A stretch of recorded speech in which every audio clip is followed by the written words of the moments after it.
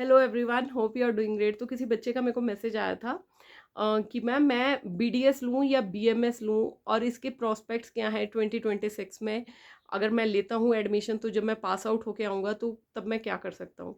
तो BDS versus BMS की comparison video है ये बेसिकली, ठीक है।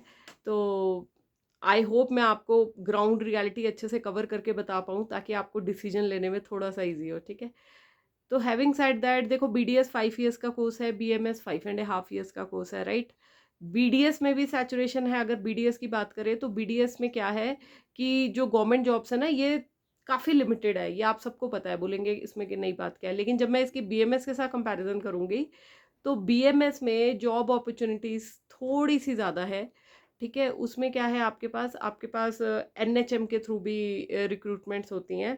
एंड आपके पास सेंटर में भी आती हैं जॉब्स, बट कम है कंपैरेटिवली। स्टेट में आती हैं आपके पास जॉब्स। एंड इसके अलावा कॉरपोरेट में रेजिडेंट मेडिकल ऑफिसर्स की जॉब्स आपके पास आती हैं, ठीक है।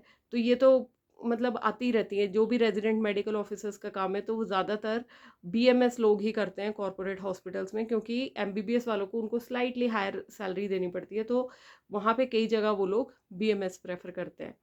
एंड इसके अलावा मैं बात करूँ कि आप देखो डेंटल में आओगे ना, एक स्पेशलाइज्ड फील्ड में आ जाओगे। आपके पास मतलब ओरल कैविटी है एंड आपका हेड एंड नेक एरिया जो आपको कवर करते हो आप, है ना। But basically we work in oral oral cavity और टूथ एंड एडजॉइनिंग स्ट्रक्चर्स, ठीक है। लेकिन अगर आप बीडीएस के बाद अपना हेड एंड नेक एरिया हम तब ज़्यादा कवर करते हैं जब हम बीडीएस के बाद ओरल एंड मैक्रोफेशियल सर्जरी में जाते हैं, तो थोड़ा सा लिमिटेड सा स्कोप हो जाता है। दो हम पूरी बॉडी के बारे में पढ़ते हैं, हमें पूरा फार्माकोलॉजी में पूरी मेडिसिन की नॉलेज होती है। एंड ग्राउंड रियलिटी तो ये भी है कि कई बार in absence of MBBS doctor in peripheries, by peripheries I mean village areas, तो वहाँ पे जब एमबीबीएस डॉक्टर नहीं होता है विलेज में या फिर छुट्टी पे होता है, तो जो डेंटल वाले हैं वही काम कर रहे होते हैं एमबीबीएस का।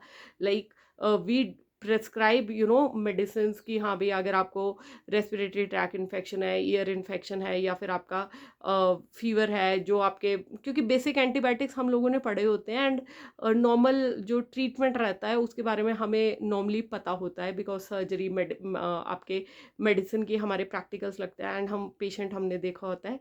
बट ये है कि हमारा आफ्टर पासिंग आउट हमारा मेन इधर रह जाता है। एंड जब हमारे पास ओवरलैपिंग पेशेंट्स आते हैं, अब हार्ट पेशेंट्स आएंगे हमारे पास, या फिर डायबिटिक पेशेंट्स आएंगे, हाइपरटेंशन के पेशेंट्स आएंगे, या फिर किडनी डिजीज़ के पेशेंट आएंगे जिनको कि डेंटल केयर की ज़रूरत है, तो हमें एक नॉलेज होना ही चाहिए एज डेंटल सर्जन्स।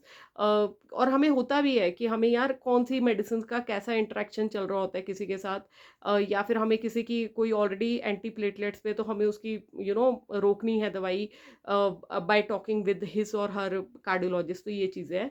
बट आपका अगर प्रैक्टिस करना है बीडीएस में तो रिस्ट्रिक्टेड वो है, ठीक है।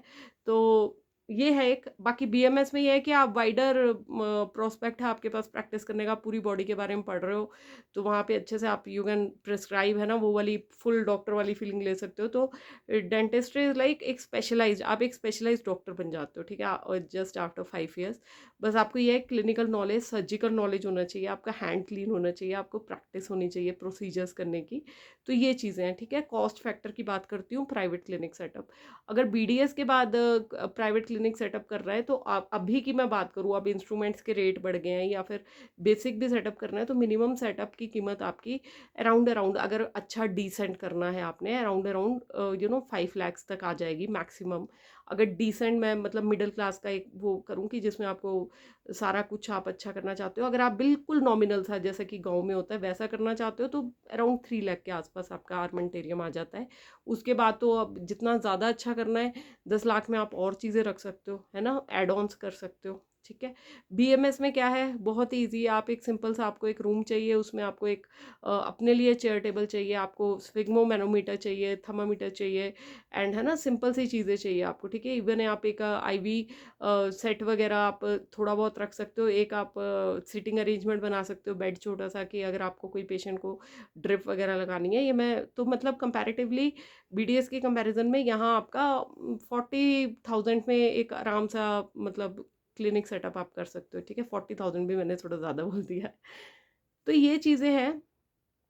प्लस इसके बाद क्या है, अगर आपको अब्रॉड जाना है तो BDS one of the highest paid jobs है, बट बाहर जाने के लिए आपको खर्चा भी पे करना पड़ेगा ज़्यादा, ठीक है। बट वो पाथवेज ना पहले पता होते हैं लोगों को नॉर्मली।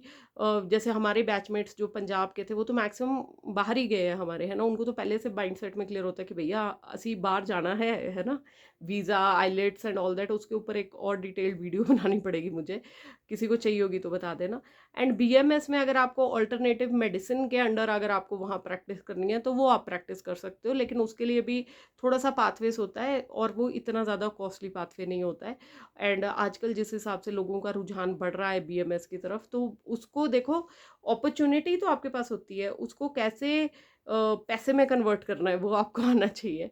और अभी मैं देखती हूँ स्कोप की, मैं एक और बात करूँ तो अभी आप देखिए ना, मैं देखती हूँ कोई भी एमबीबीएस वाला है ना या फिर एमडी वाला है, उसकी ना ग्रुप ऑफ हॉस्पिटल्स नहीं है, बट मैं देखती हूँ बीएमएस वालों का आए दिन, मतलब फेसबुक इंस्टा हर कहीं पे इनके ना चेन ऑफ हॉस्पिटल्स, और उसकी अगर आप फाउंडर देखेंगे वो नॉर्मल बीएमएस लोग हैं, ठीक है। आप इंस्टा में भी देखेंगे बहुत सारे बीएमएस मैंने ऐसे देखे हैं कि हाँ भाई, जिन्होंने अपना एक रेपो बना लिया है, अपनी मेडिसिन बना ली है and delving back into the culture, ठीक है। अभी तो सिर्फ एक ही प्रॉब्लम थी बीएमएस के साथ कि क्या हो रहा था ना, जो इनकी मेडिसिन थी उसी में मिलावट हो रही थी, जिसकी वजह से जो लोगों में एक फेथ आ रहा था बीएमएस की तरफ वो वापस आना शुरू हो गए थे। तो वो अब मतलब पुल बैक कर रहे हैं लोग अपने आप को, क्योंकि कई जगह में अभी मतलब क्या बोलते हैं उसको, जिसमें वो मतलब कुछ रियलिटी बस्टिंग वीडियोस भी आना शुरू हो गई हैं, जिसमें उन्होंने बड़े बड़े आयुर्वेदिक हॉस्पिटल्स का अब लोग रिव्यू भी देना शुरू हो गए हैं, नेगेटिव रिव्यू की मैं बात कर रही हूँ, ठीक है। तो ये आपके अपने हाथ में कि आपको अपनी डिग्री से कैसे पैसा बनाना है। मुझे भी बीएमएस मिला था उस टाइम और गवर्नमेंट हॉस्पिटल से मिला था, और उस टाइम तो फीस भी नहीं थी, गर्ल्स की एजुकेशन फ्री थी, सिर्फ 10,000 रुपीज़ लगते थे हमारे, सिर्फ वो भी हमें सिर्फ हॉस्टल का देना था। Still I chose BDS because उस टाइम कंडीशंस डिफरेंट थी, बीएमएस की इतनी सीट्स नहीं निकलती, गवर्नमेंट जॉब्स नहीं निकलती थी, एंड मुझे भी उस टाइम कोई गाइड करने वाला नहीं था।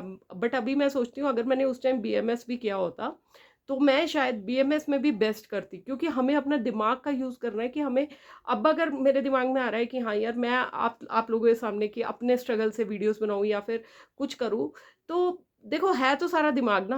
अब मेरे आप लोगों को प्यार के कारण या फिर मेरे कंटेंट के कारण या फिर जिस ऑनेस्टी से मैं अपना एक मैंने सोचा है कि मैंने गाइड करना है, जो गाइडेंस मुझे नहीं मिल पाई है या मेरे थ्रू किसी की हेल्प हो जाती है, उससे मुझे मेंटल पीस मिलता है और कुछ नहीं मिलता।